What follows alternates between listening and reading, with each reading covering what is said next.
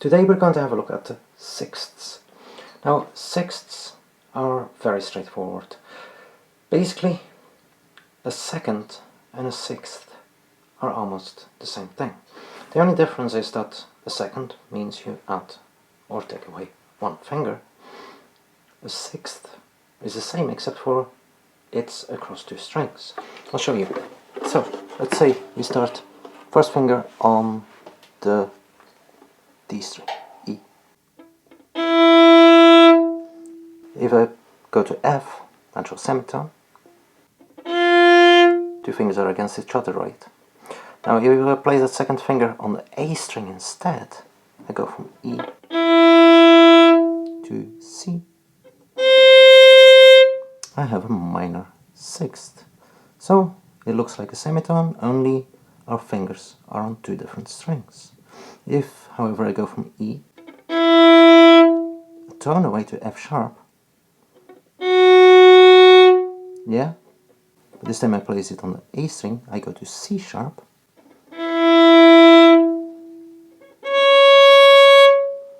I end up with a major sixth.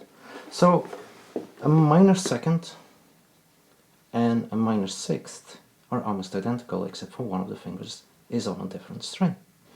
Major second and a major sixth. They work exactly the same way.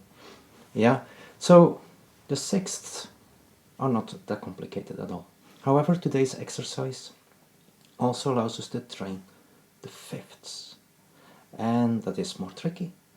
And in this case, I think also the real core of this exercise, because for fifths you have to look ahead and know when you have to prepare.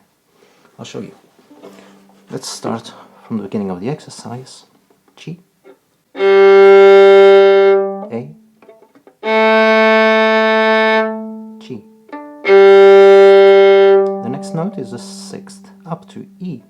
So now my first finger is on the D string. However, I immediately need it on the G string for the next note. Yeah?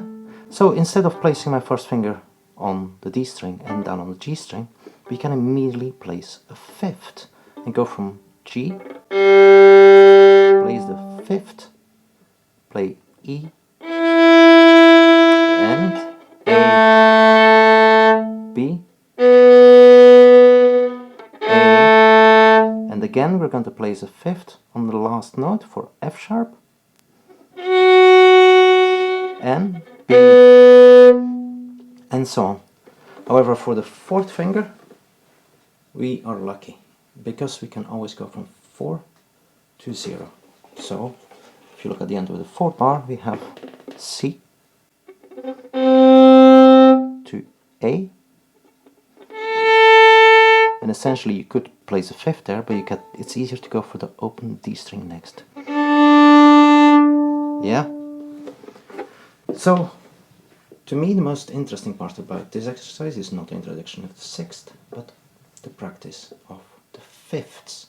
However, be aware, every scale has at least one diminished fifth. So a major scale, the last fifth is a diminished fifth, which means that between the D and the A string you have a diminished fifth on the second finger. You have F sharp, high second finger on the D string, and C natural, low second finger on the A string.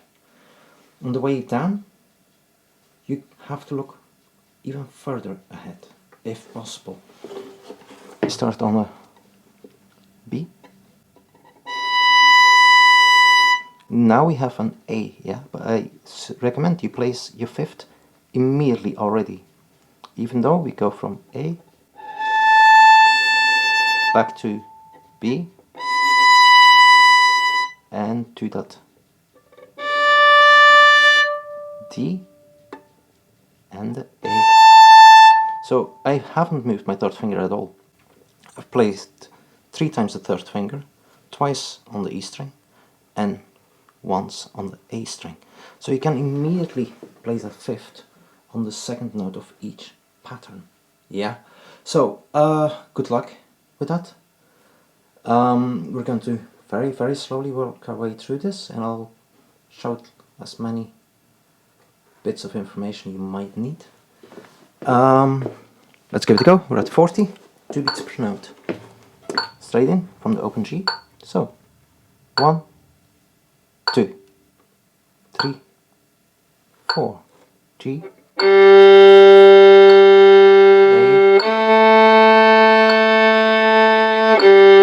prepare the 5th on 1st finger,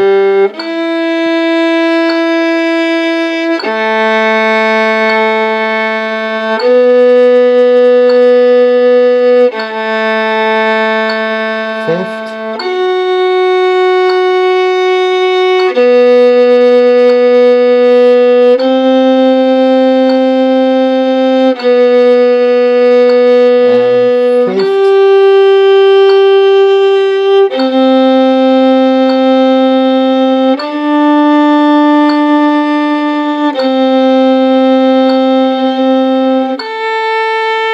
open D,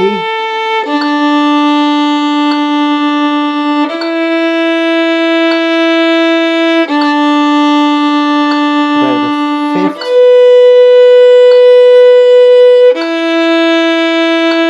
high 2nd, low 2nd on the A string, and back to F sharp,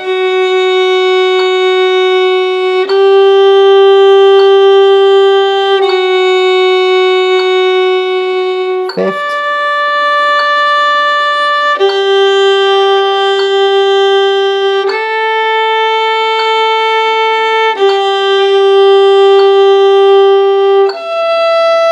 and open A,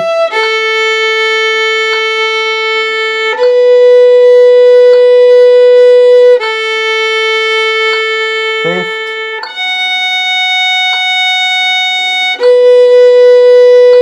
semitone,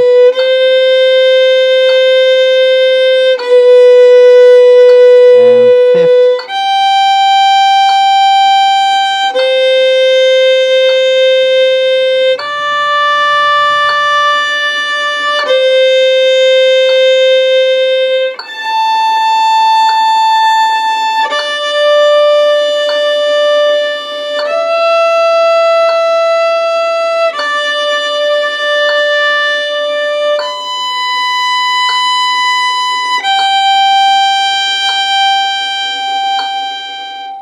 and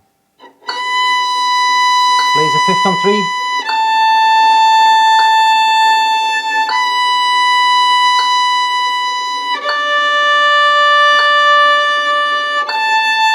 fifth on 2,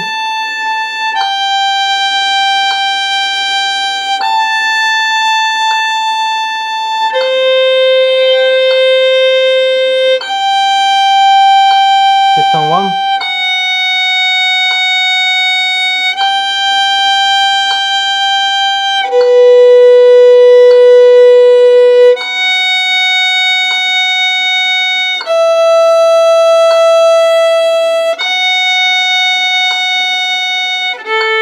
prepare 4,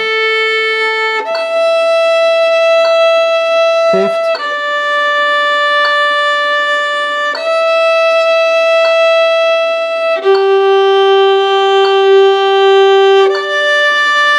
another 5th on 2, the diminished 5th, so high 2nd, and low 2nd, 5th on 1,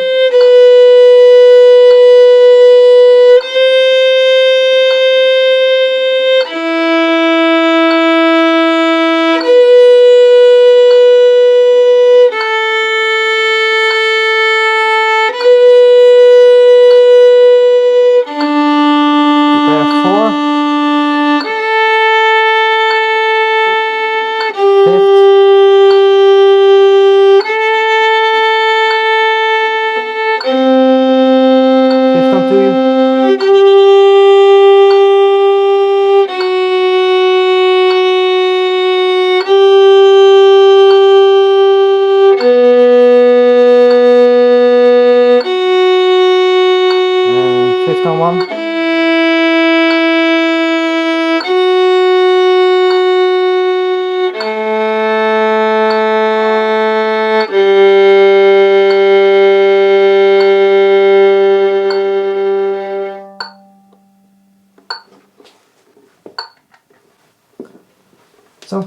you go.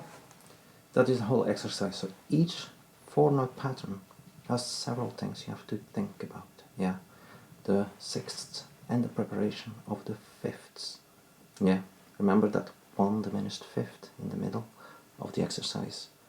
Don't get caught out. It does look like any other fifth on paper, but you have to understand a little bit about finger patterns or music theory, both preferably, to know where your diminished fifths are and to be prepared for that. Anyway, good luck. As always, speed things up. I'll see you there.